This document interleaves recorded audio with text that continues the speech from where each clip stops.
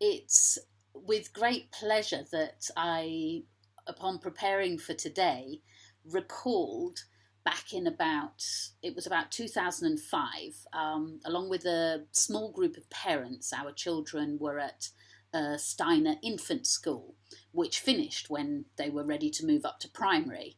And there was nothing on the island that was going to suit my second born. So we decided that's it, we're going to create our own school. And it was at that time I had the great fortune, my parents said, well, you must come to England, you must come to near Oxford and visit the school that Neil Hawkes had introduced the Living Values educational programme into.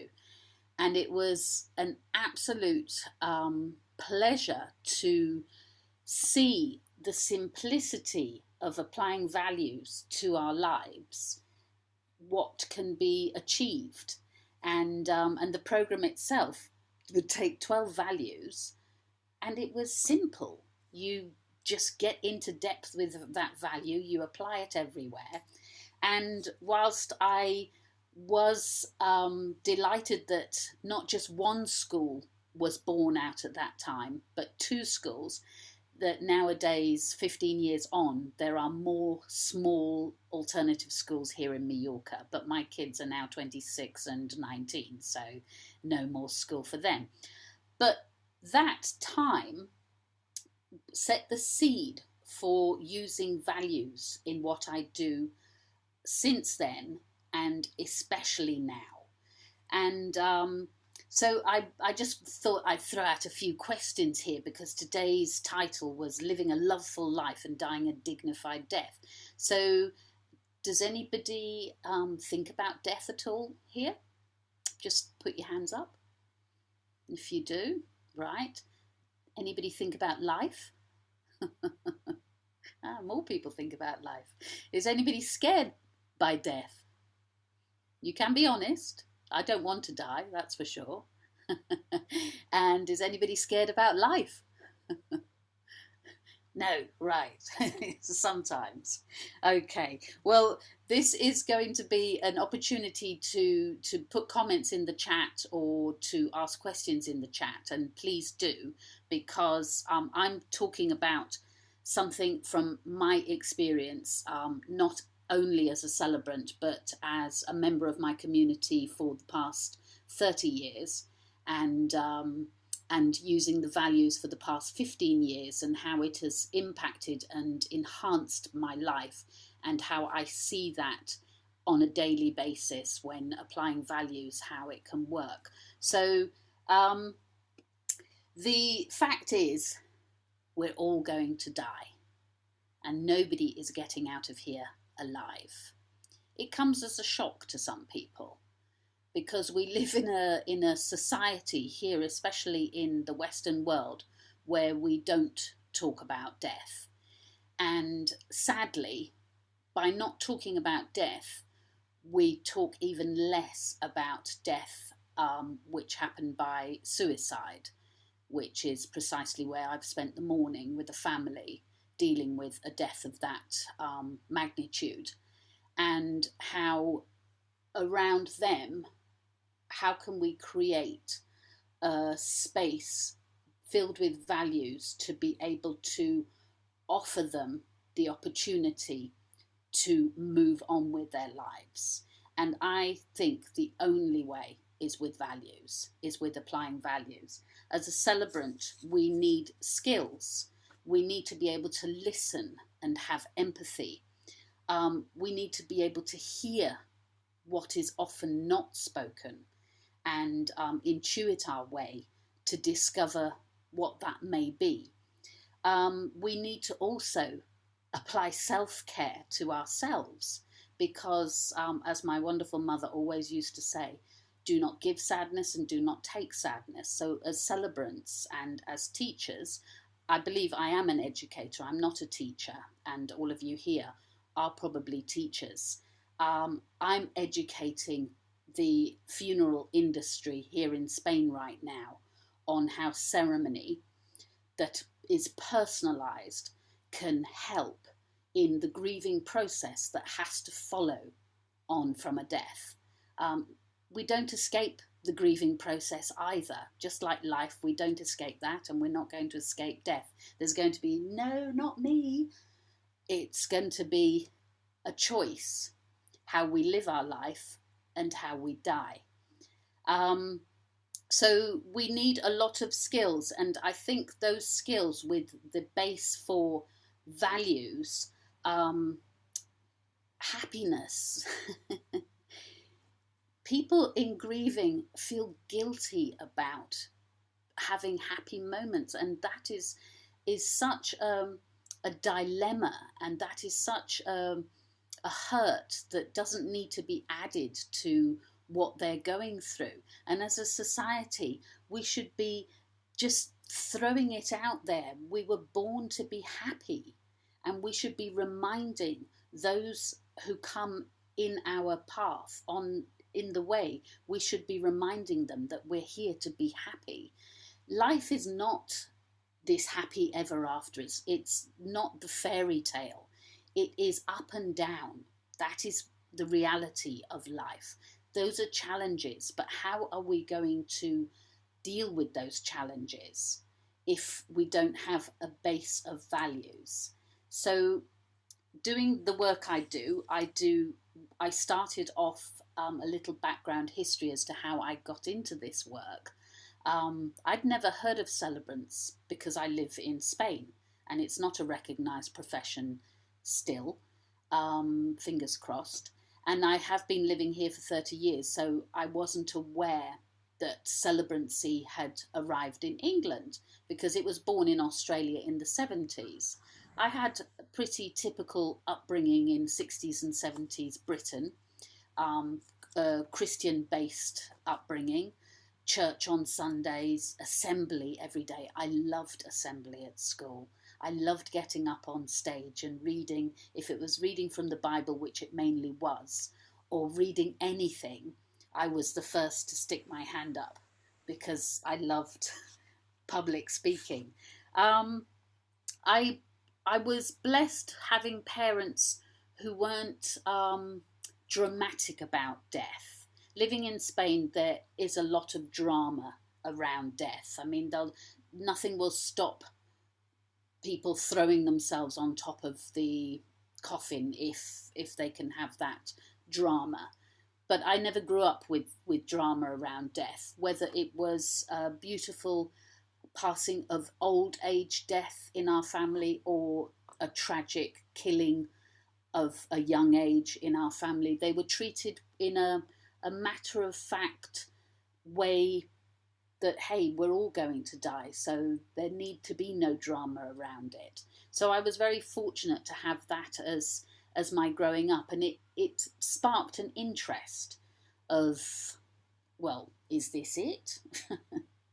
I was very young when I started questioning what else. I wanted, I would ask my mother, so who was I in a previous life, and who will I be in a next life? I had a lot of questions as a child, and I must have been very painful for our local vicar when I had those questions and there were no answers from him.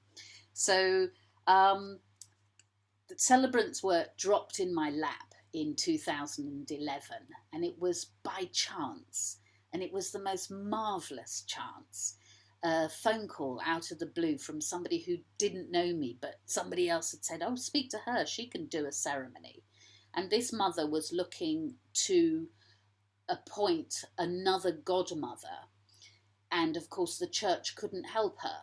So she'd had her son christened, and 4 years on, her child is a young 4-year-old, and the godmother has died. Very normal nowadays. The statistics in Britain certainly are very high in a classroom setting where children will have experienced the death of a close family member. Not like when I was growing up, where in our classroom, if somebody's grandparent died, that was kind of like, whoa. But nowadays, the statistics are very high. So as educators and teachers, we should know how to speak to kids.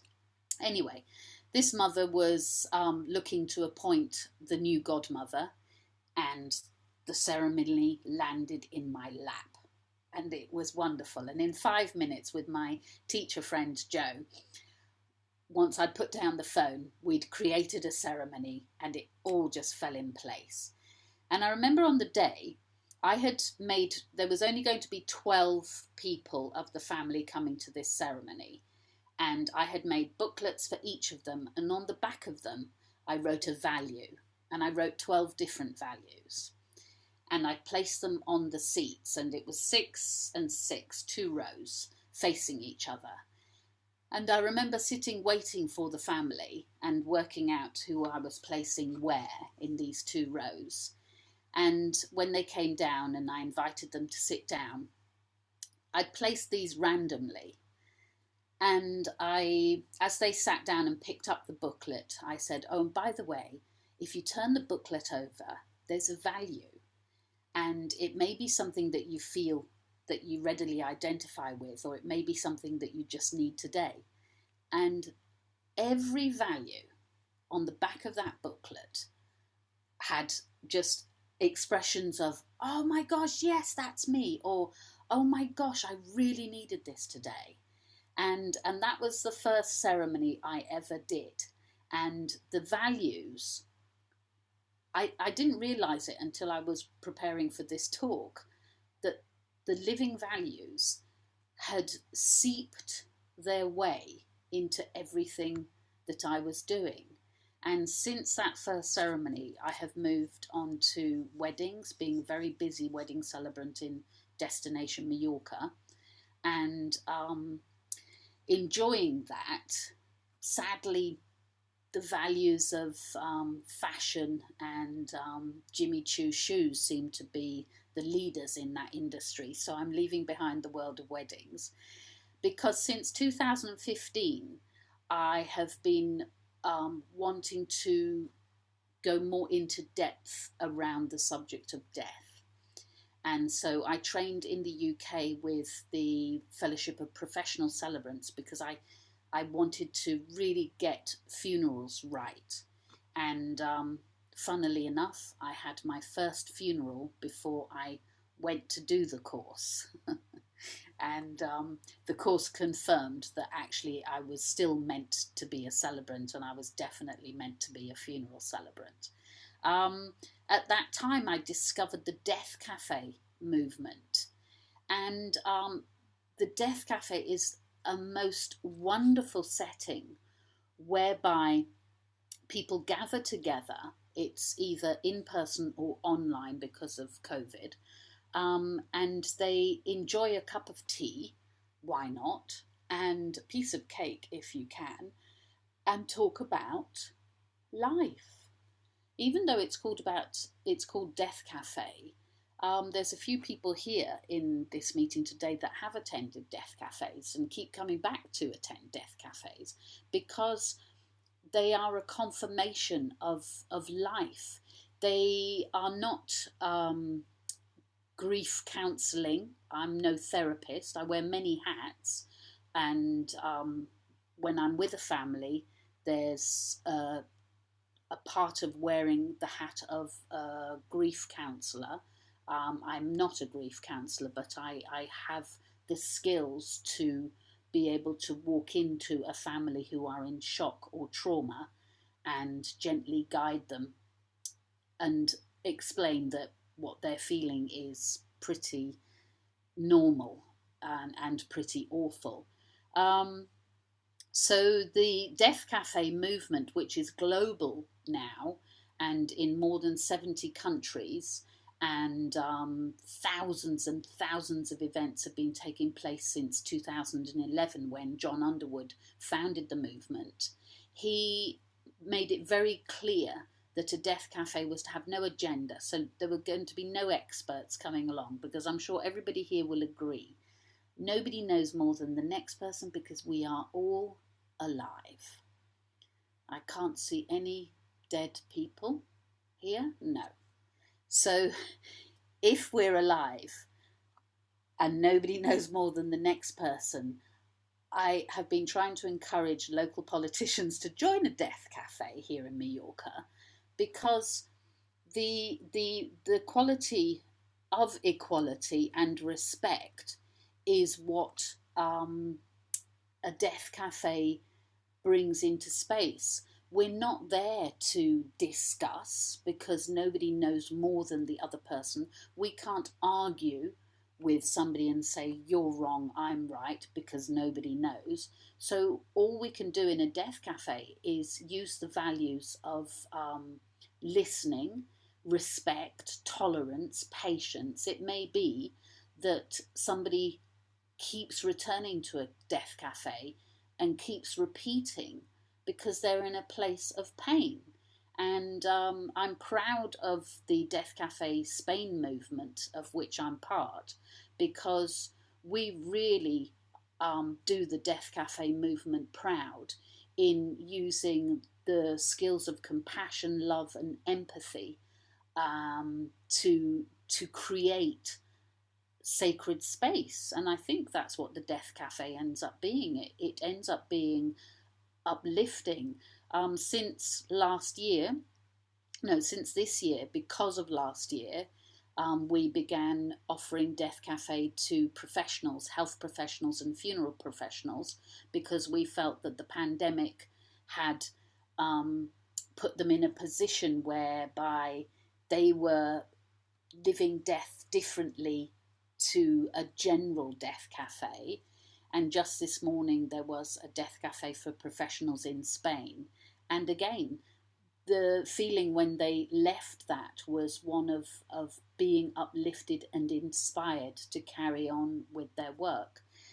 We've started a death cafe for youth this year, and they allow me to be there, which is a real honour, because I shouldn't be. I'm not between the ages of 16 and 30, but they do allow me to stay.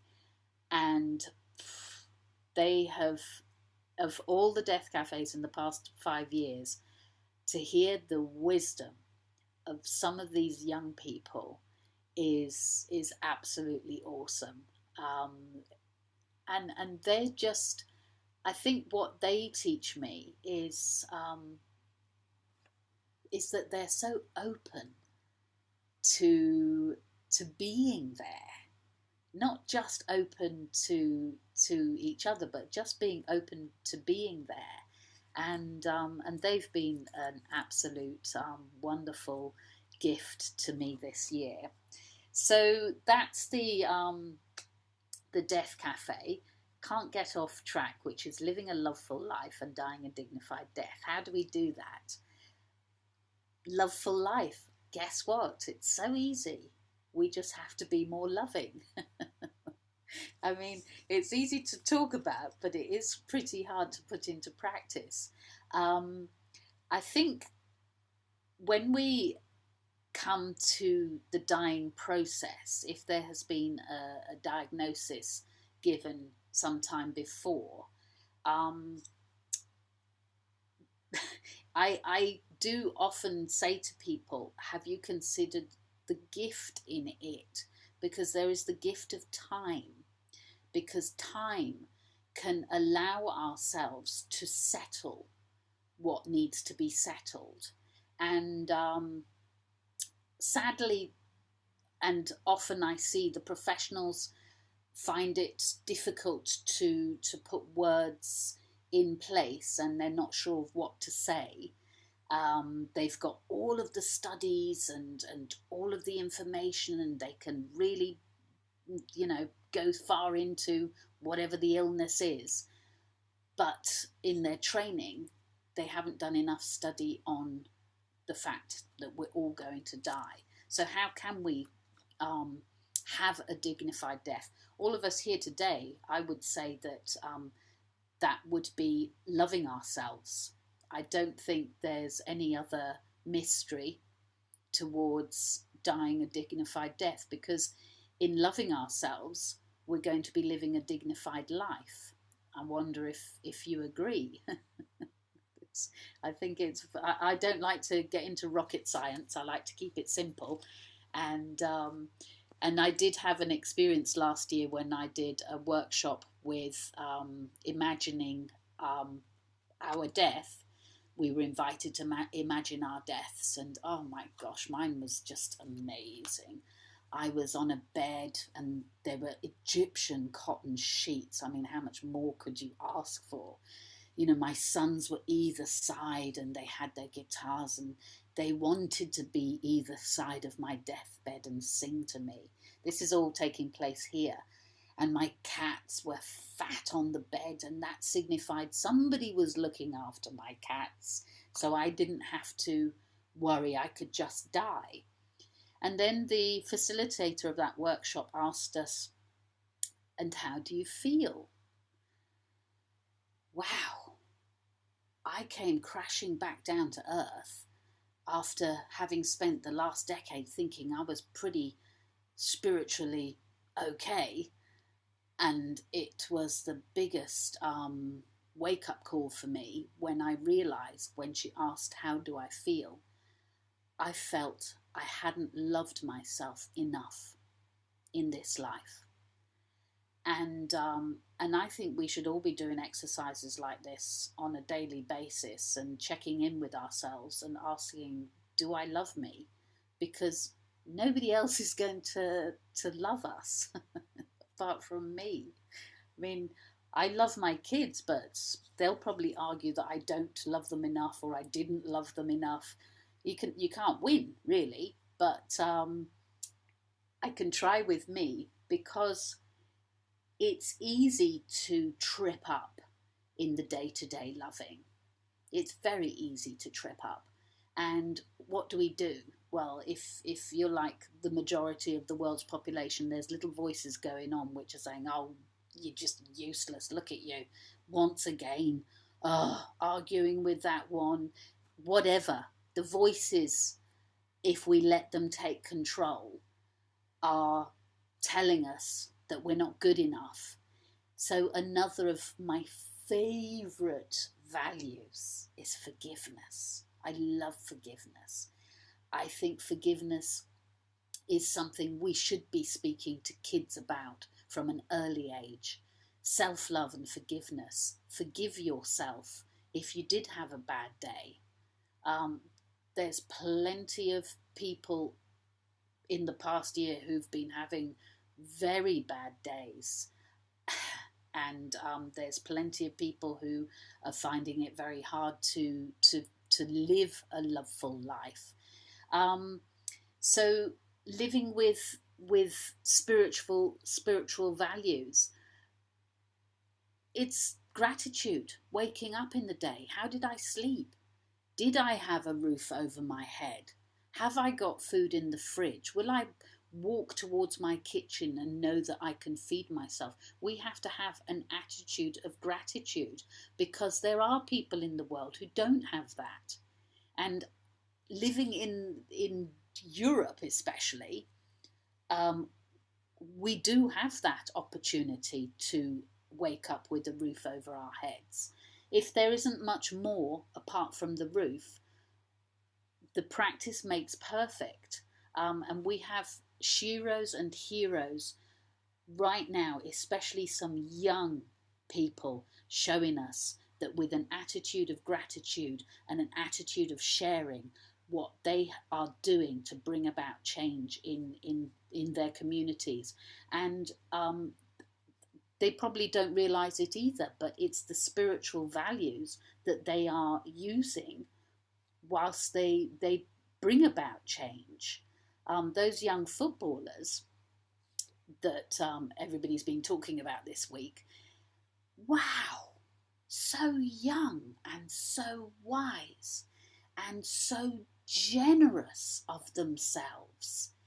And it's beautiful because they've been brought up with values in their day-to-day. They have seen hard work, they have seen determination, they have seen strength, and then they have lived from it and been inspired from it. And that's what we can do with spiritual values. We can inspire people to live this loveful life and to accept that there will be a moment at the end of it when, well, that's another story, because whatever you believe takes place at death, that's a great trip of discovery.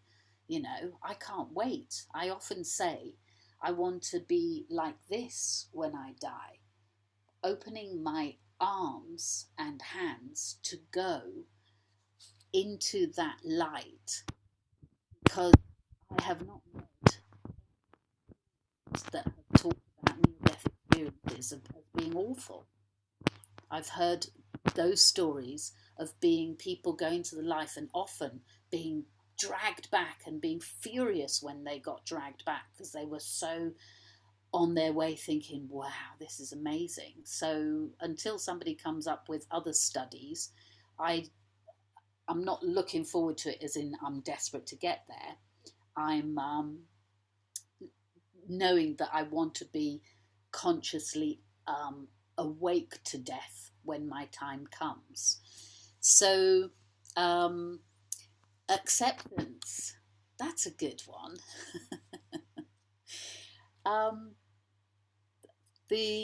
I've got two deaths this week that I'm going to be doing the celebration of life ceremonies for.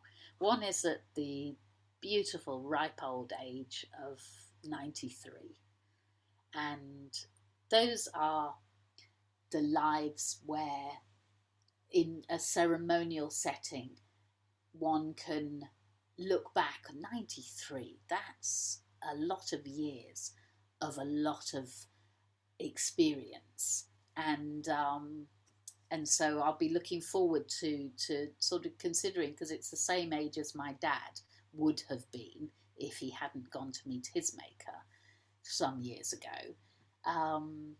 So what the elderly of that generation have lived through, what has changed in the last decades. Never mind travelling to Mallorca if you dares to want to come on holiday right now, because technologically you've got to be really, really brilliant at it just for the QR code. So I can't think how the elderly people can work their heads around that, because for me, I find that scary.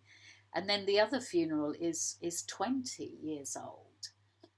How do we serve a family that is living through that will watch friends grow up and their child will stay the same age? How can I as a celebrant serve that family? Today I serve them by there's a concept by Doug Manning of getting into the other's bucket. So, as I was driving down to meet the family, I thought to myself, where are they? Because nobody's interested. It is a very individual journey. Grief is an invitation to grow, and we can choose whether we grow or not. That's as simple as it can get, or as complicated as it can get. A good ceremony can help with the process of grieving, because a good ceremony can give a family something to hold on with pride. So tomorrow in the ceremony for this young person, I hope that we can create the space for people to come and say their goodbyes, and give the family something to hold on to in the months and years to come, which will be difficult. I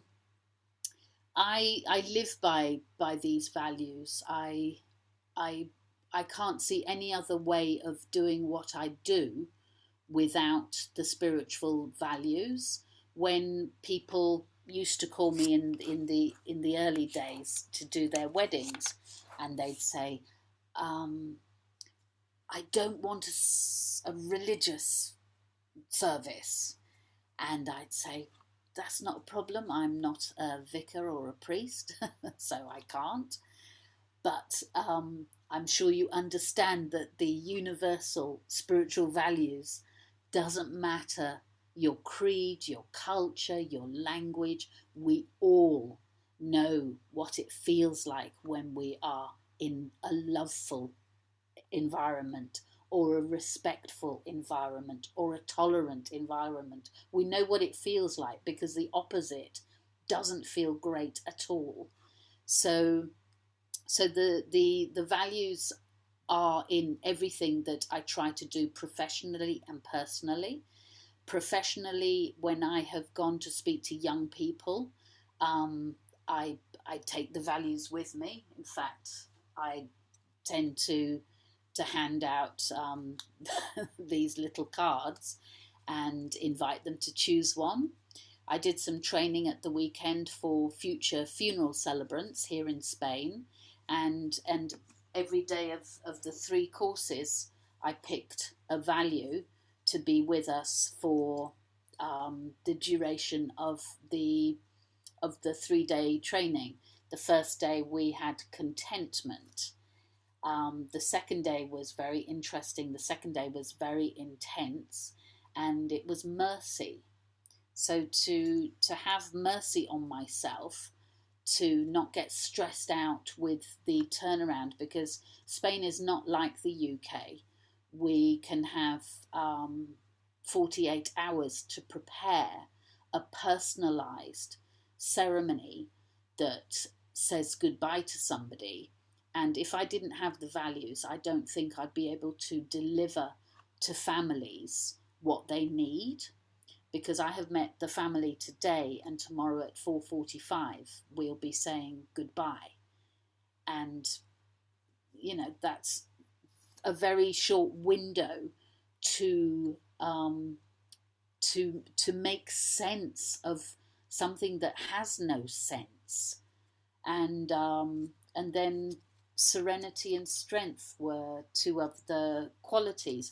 So I will always pick out the values. When I ask people to tell me about their loved one, who was your loved one? If you tell me your loved one was kind, give me an example. Were they generous? Show me how they were generous. Were they creative or curious? Whatever. Show me examples of that. And what often happens is that celebrants call funeral ceremonies celebration of life, because what we're doing in that opportunity is we are not concentrating on this little bit, but on the big bit that came before the moment of death. So what are the qualities of that person?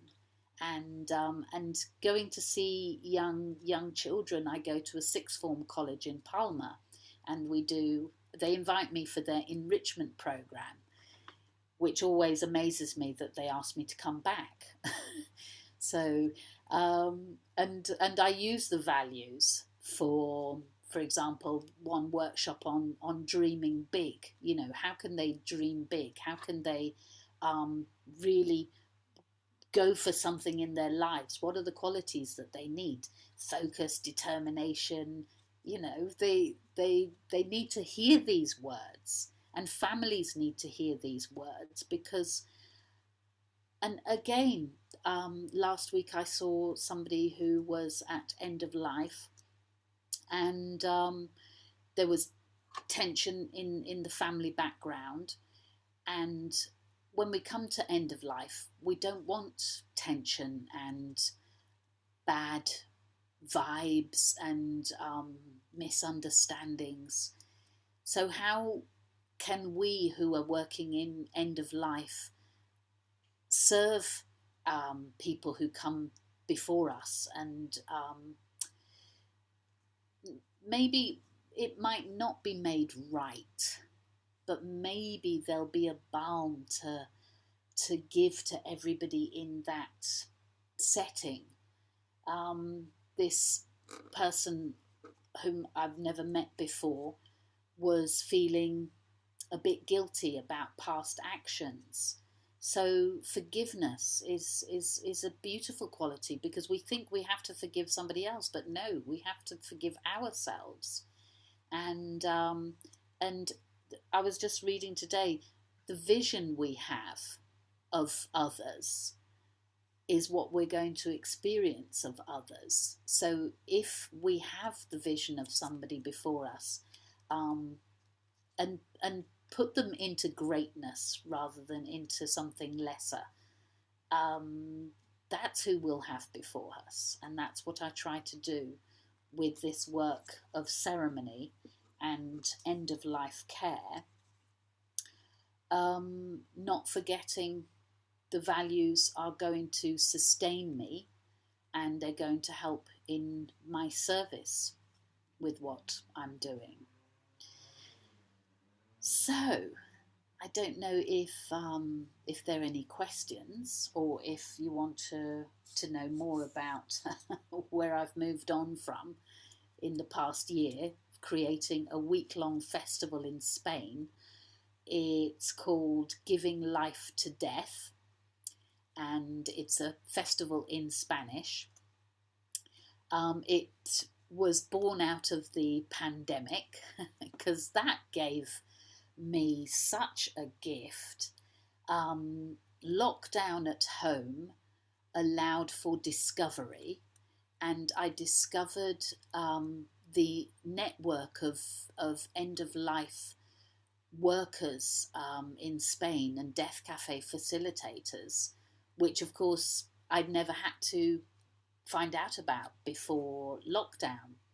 So once we got the Death Café up and running online and all over the country, I would have been coming to Britain last year quite a few times to continue my end-of-life doula course. But of course, we know what happened, so luckily that's now online, so I can continue my studies. But I was going to enjoy the trips to the UK, because the UK is my inspiration for incredible ideas. The Death Café movement was born in the UK.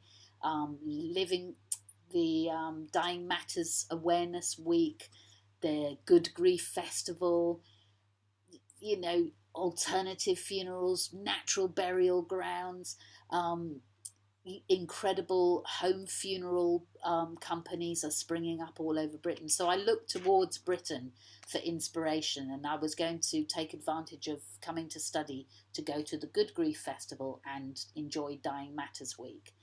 And I couldn't go. But I came up with an idea. Let's do one in Spain. So we did.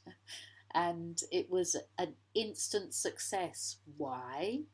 Because of values being applied to every nut and bolt that went into creating that week. I found myself as a leader. It doesn't come naturally. I can be horrible. My sister is in the room. She can agree to that. And as a leader, I had to dig deep. Before every meeting, we started every meeting with centering ourselves, and I had to maintain the vision of 11 other colleagues and try and keep my patience. And it was amazing because everybody that we contacted, and we contacted some big names in the death industry, and they all said yes. And then they said, what's it about? And I don't think that would have happened if a values-based approach wasn't in place. I think people would have been, how much are you paying me, and what's in it for me? But there was none of that. It was yes from busy working professionals, top of their game, who gave conferences, and they were delighted to do so. It was constant. What can I do? Congratulations. What a wonderful idea. Why? Because it was so obvious that what we were determined to do, to invite people to consider death as part of their daily life, because last year was a heavy year for a lot of people. It was a year where people did not get what they were used to getting in terms of accompanying loved ones or having a funeral for loved ones. That threw everybody off course, and to have a week-long nationwide festival on no budget at all and to have a success was thanks to the values. I'm eternally grateful to the Brahma Kumari World Spiritual University for introducing me to values in my life, and the Living Values educational program that I saw firsthand in a primary school near Oxford many years ago, and seeing walking into a happy atmosphere at school was just like when I went to school. I must admit, I loved school. I had the best years of my life at school, and knowing what schools can be like. Spending a year as English language assistant in a school here in my local town that didn't make sense to me. So if it didn't make sense to me, I don't know what it was doing to those kids, because poor things, there was very little value on display by the adults in the room. There are always some good ones, but there's a lot of work still to do. So thank you. And everybody's quiet. Well, actually, okay, I'm going to butt in, because you talked about, as a celebrant, being able to listen, to have empathy, and to hear what is being said. And I think those are, what a classroom, what a teacher, what the adult in that room should have. And you have demonstrated that if we had this in schools, if we were able to talk so openly with these values, when it comes to death and dying, you mentioned the UK statistics, that's quite frightening. But if we have those values embedded, then we will be able to tackle that and talk to children. I mean, I remember teaching in London, and I think only my encounter with death of one of my, not my students, but the father of one of my students, a very young man, and Connor, the child, he was probably only about 7. And with the grief, I went immediately to the house. And there was everybody telling this little 7-year-old, you're the man of the house now, you're going to have to help your mum, you're going to have to do this. And I realized that pressure being loaded onto his shoulders was not what he wanted. So I had to really work for the rest of that term and that year, just to make him feel that that was not his role, and that he could grieve and he could be angry and all of that. So what you're doing, this has been a fascinating talk, absolutely fascinating. And I just hope that what you've said and how you use it will be going through all the schools and classrooms, and people will realize that it'll be so easy to tackle difficult conversations with values. So thanks a lot, Glynis, for doing that. I really enjoyed it. So thank you. Can you imagine? I discovered a movement, Compassion in Politics, the other day. Can you imagine if at that level of government we had values? Wow. I mean, what the world would look like, it would be incredible. We have a lot of work to do. So I don't know if anybody said anything now. Well, thank you very much, Glynis. It was very encouraging to listen to your experiences and how you bring life to death. I captured those phrases, which are quite refreshing. as you were talking, I was kind of going backwards into my own country, which is Zimbabwe in Africa. And you talked about, people throwing a lot of drama into death.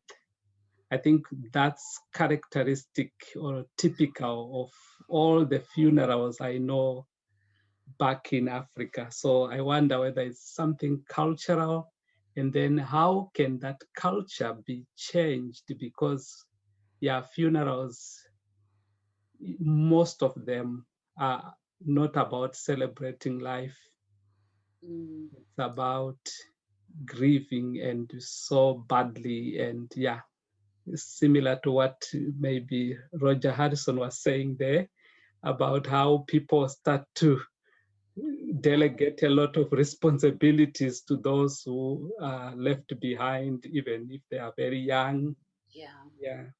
Yeah, that's such an interesting issue of culture and how things are done differently.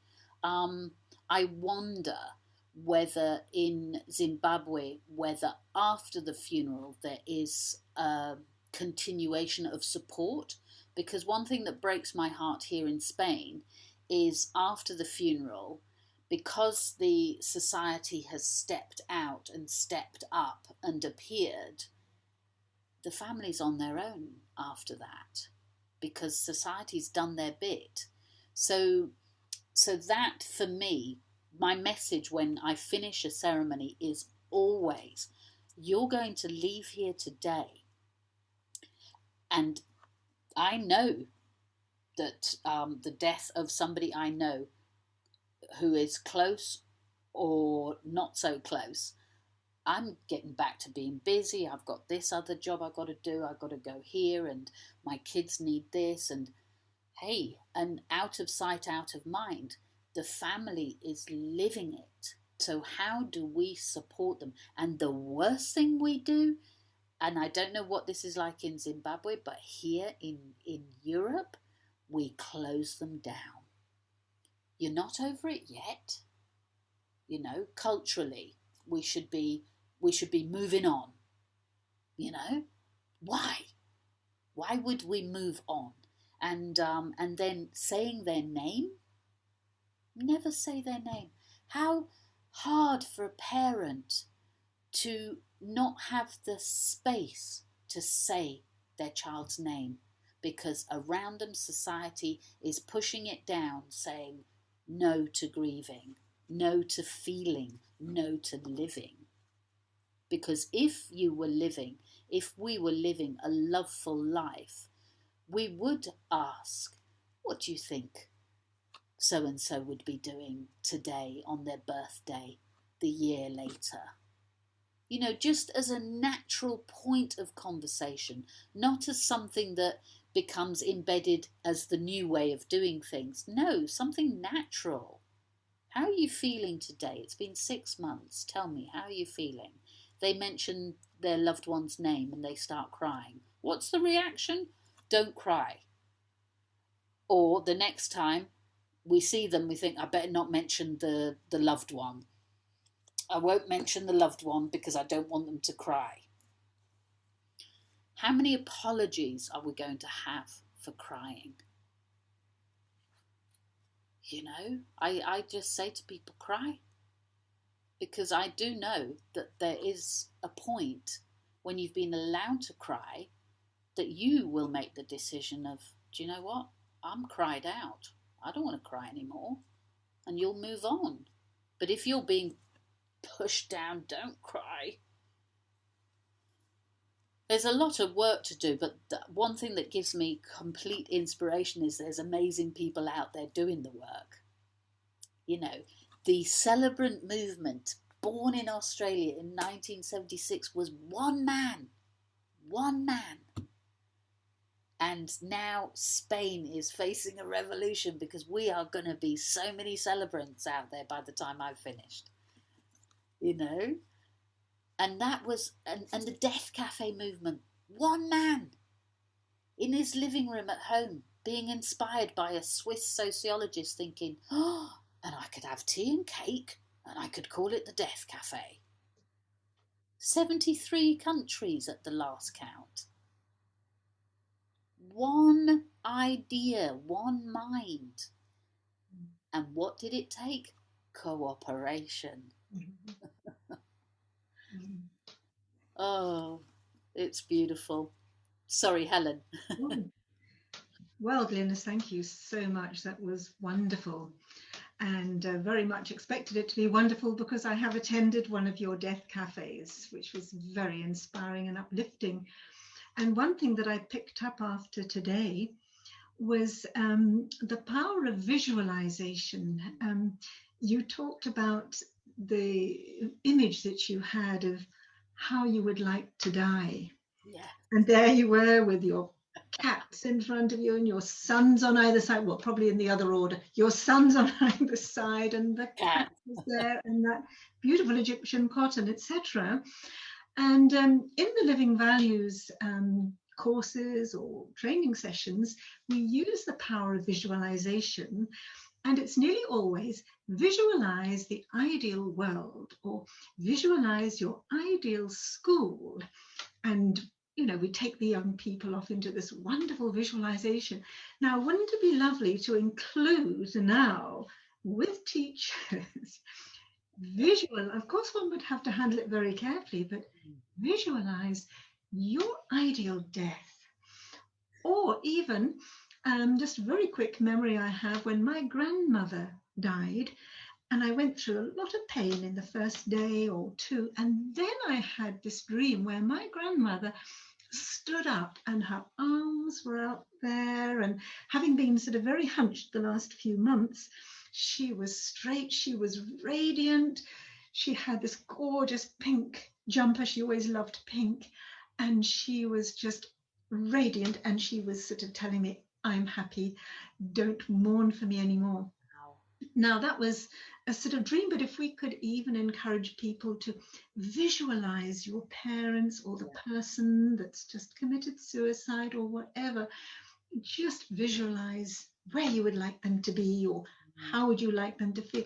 I just feel this is a very important thing to add to our Living Values activities or just the whole way in which we do things. So thank you very much for that inspiration. Let's see where it goes.